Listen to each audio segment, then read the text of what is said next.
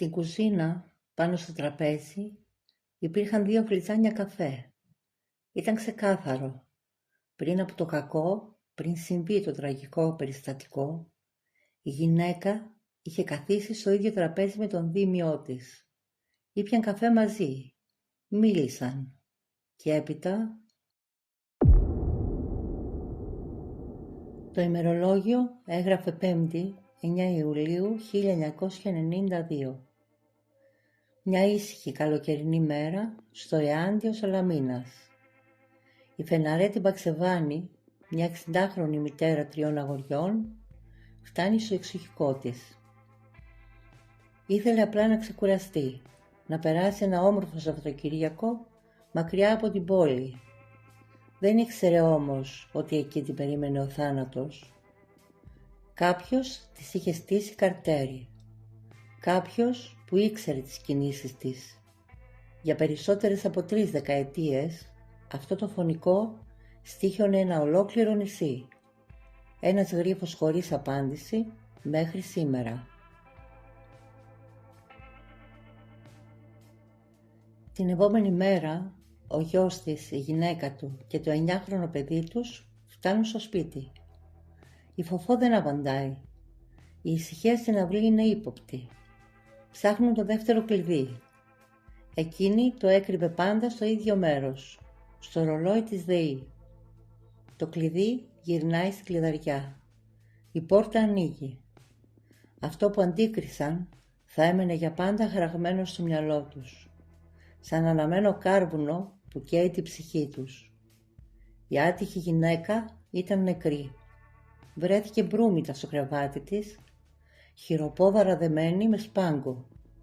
Στο στόμα της είχαν στριμώξει πανιά για να μην ακουστεί καμιά κραυγή. Ο δολοφόνος είχε ρίξει κουβέρτες πάνω από το σώμα της, σαν να ήθελε να κρύψει την ντροπή του. Στο πρόσωπό της υπήρχε μια έντονη μελανιά, ένα χτύπημα από αιχμηρό αντικείμενο. Οι αστυνομικοί φτάνουν στο σημείο, ψάχνουν για ίχνη, όμως η πόρτα δεν έχει παραβιαστεί. Ο δράστης δεν χρειάστηκε να σπάσει τίποτα. Όλα δείχνουν πως η ίδια η 60χρονη του άνοιξε. Τον ήξερε. Πάνω στο τραπέζι η αστυνομία βρίσκει 2 γλυκάνια καφέ. Μια τριχιαστική λεπτομέρεια. Η Φοφό ήπιε καφέ με το δίμιό της πριν εκείνος της αφαιρέσει τη ζωή.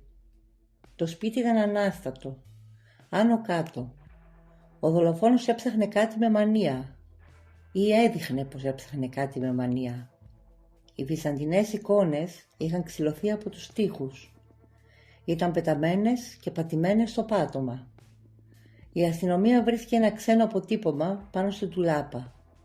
Όμως σύμφωνα με την οικογένεια, αυτό το έβριμα δεν αξιοποιήθηκε ποτέ. Χάθηκε στη γραφειοκρατία. Από το κορμί της άτυχης γυναίκας έλειπαν τα δαχτυλίδια της. Και κάτι ακόμα. Μια χρυσή στριφτή καδένα που φορούσε στο λαιμό. Ένα πολύτιμο δώρο από τα παιδιά της. Ο χρόνος περνάει. Η υπόθεση παγώνει. 6 μήνες μετά ο γιος της δεν αντέχει άλλο. Ξεκινάει προσωπική έρευνα. Πηγαίνει πόρτα-πόρτα στα χρυσοχοεία της περιοχής. Ψάχνει τη χρυσή αλυσίδα της μητέρας του. Κρατάει μια φωτογραφία της στα χέρια. Επισκέπτεται έναν ένστολο που συμμετείχε τότε στις έρευνες και του δείχνει τη φωτογραφία. Τότε ο αστυνομικός παγώνει. Συνειδητοποιεί κάτι τρομερό. Είχε δει αυτή την αλυσίδα. Τη φορούσε ένας σεσημασμένος κακοποιός, γνώριμος στις αρχές. Σύμφωνα με την Αγγελική Νικολούλη, ο συγκεκριμένος άντρας είχε συλληφθεί λίγους μήνες πριν και σοβαρό αδίκημα. Κυκλοφορούσε όμως ελεύθερος στη Σαλαμίνα, περιμένοντας τη δίκη του.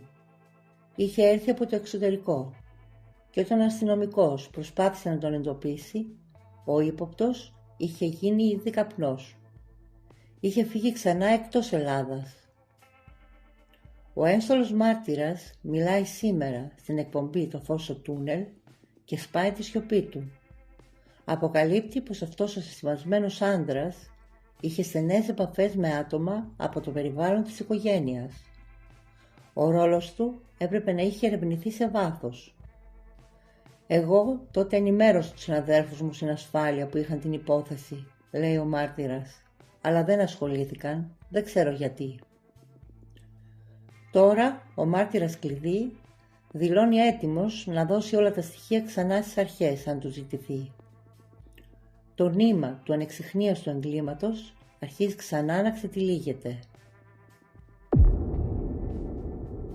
34 χρόνια μετά, οι δυο γη της Φεναρέτης Μπαξεβάνη ζητούν δικαίωση. Ο γιος συγκινείται. Είναι σαν να τα ξαναζώ όλα από την αρχή. Ο άνθρωπος αυτός είδε την καδένα της μητέρας μου. Τι πιο πιστικό από αυτό. Θέλουμε να αναπαυθεί η ψυχή των γονιών μας. Η δικαιοσύνη πρέπει να κάνει το χρέος της, έστω και αργά. Ο άλλος της γιος συμπληρώνει με οργή. Όταν μας καλέσει ο εισαγγελέας, θα ανοίξουμε τα χαρτιά μας. Είμαστε σε καλό δρόμο. Η μητέρα μας βοηθάει από ψηλά. Θα το ψάξω μέχρι τέλους. Ο δολοφόνος είναι ελεύθερος εδώ στη Σαλαμίνα. Ζει κανονικά. Η μάνα μου είναι στο χώμα και εκείνος γλεντάει. Η αλήθεια για τη Φεναρέτη Μπαξεβάνη έμεινε θαμμένη για 34 χρόνια. Όμως το σκοτάδι πάντα λυγίζει μπροστά στο φως. Αν θέλεις να μην χάνεις καμιά σκοτεινή υπόθεση, κάνε εγγραφή στο κανάλι και πάτα το καμπανάκι. Άφησε ένα σχόλιο με τη δική σου γνώμη για το έγκλημα στη Σαλαμίνα. Μέχρι την επόμενη φορά να προσέχετε. Ο κίνδυνος κρύβεται εκεί που δεν τον περιμένεις.